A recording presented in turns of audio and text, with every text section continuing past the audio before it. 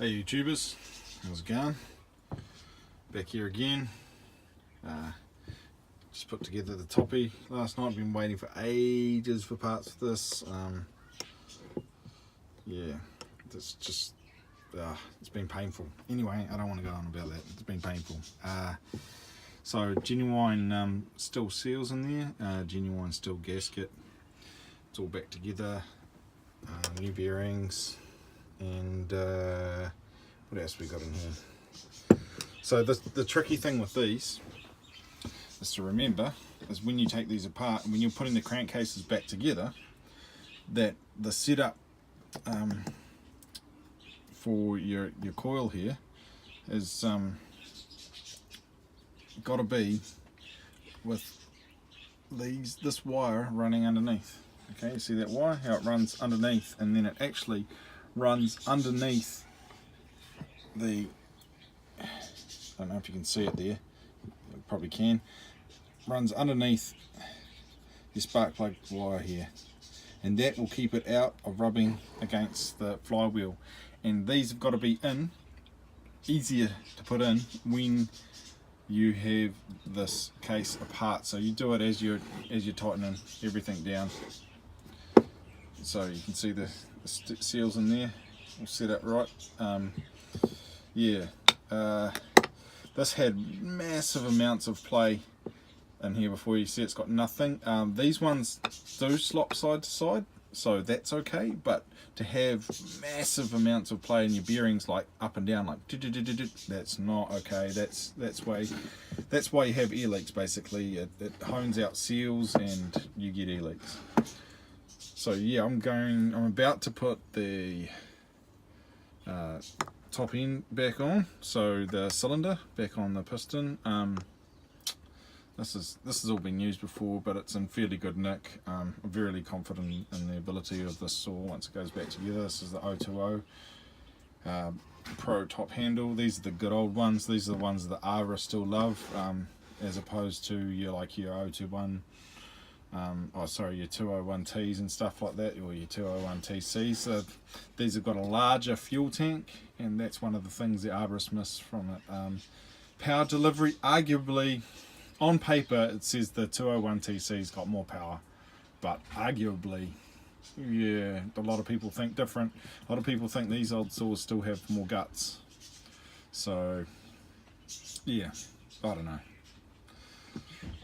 It's a bit of an argument, but yeah. So anyway, these sort of got it back together quite the opposite way from what you'd think, because it's where your exhaust goes down basically. So yeah, that's the, I don't know if you can see that little arrow on the top there, but basically arrow points to your exhaust manifold. So the whole thing actually will sit like this, and that's your top handle way it's sit. That's the oil tank there. So yeah, that's the way it'll sit, and you'll have the handle on the top there where this comes out. Sort of go over the top of the saw like that, back to your air filter and your carb, all back sitting back there with your exhaust coming out the bottom. Kind of like I've got one down here, for example. This is a MS201T, just been brought to me. It wasn't idling. I pulled the spark rester out, brushed it off with a wire brush, and now it idles. Just a little bit of a case of saw bulb there, so that's that one. Still got my mate's 026 that is waiting on a carb, so we've got a fuel line in it now.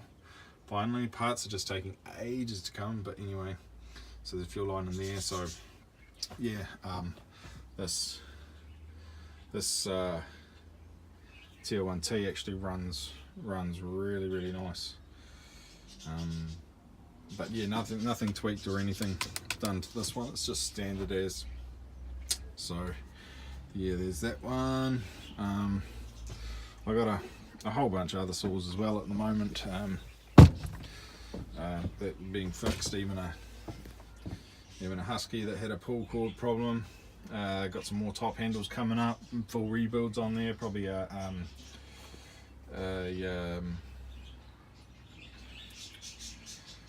oh, what is it?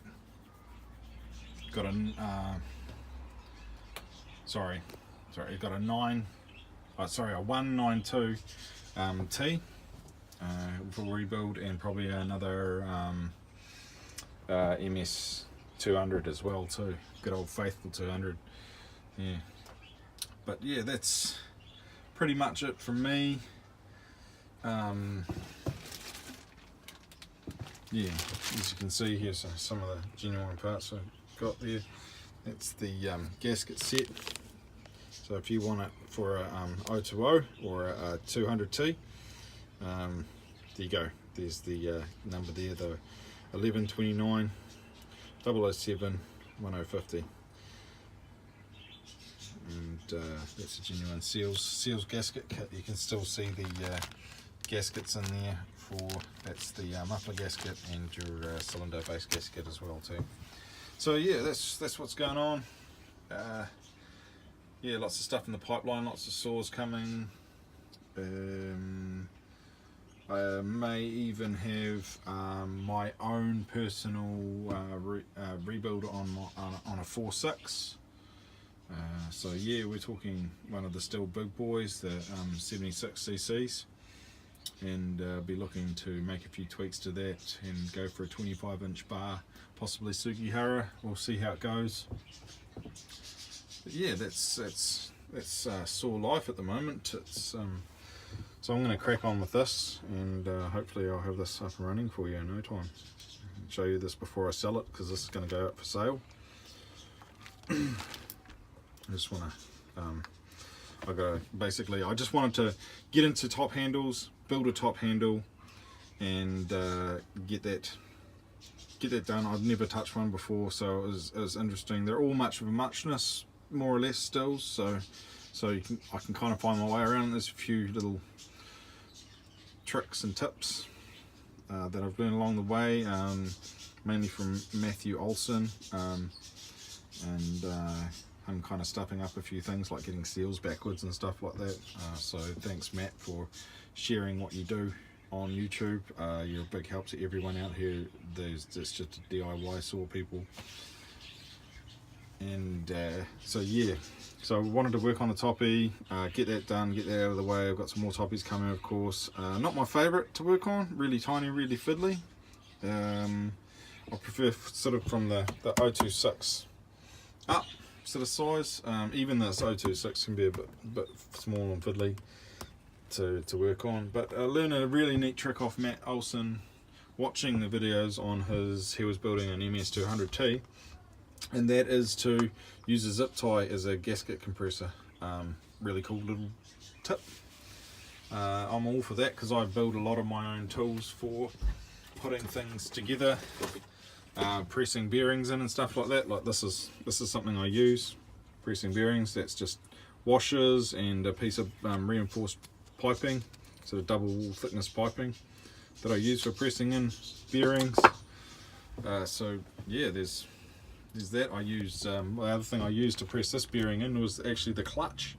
Just pack it out with a socket, a small socket, and then wind your clutch on, and it presses the bearing in. So it's a 1/2 inch on that, or a 14 mil, I think that is. And yeah, this side's the same socket to press that in. Because the thing is with these 020 seals, you cannot hammer them in, you will break them. Do not do that, you will break them. So don't do it. They need to be pressed in, and they need to be so that you can sort of see the, I'm waiting for the camera to focus there. It's not really focusing.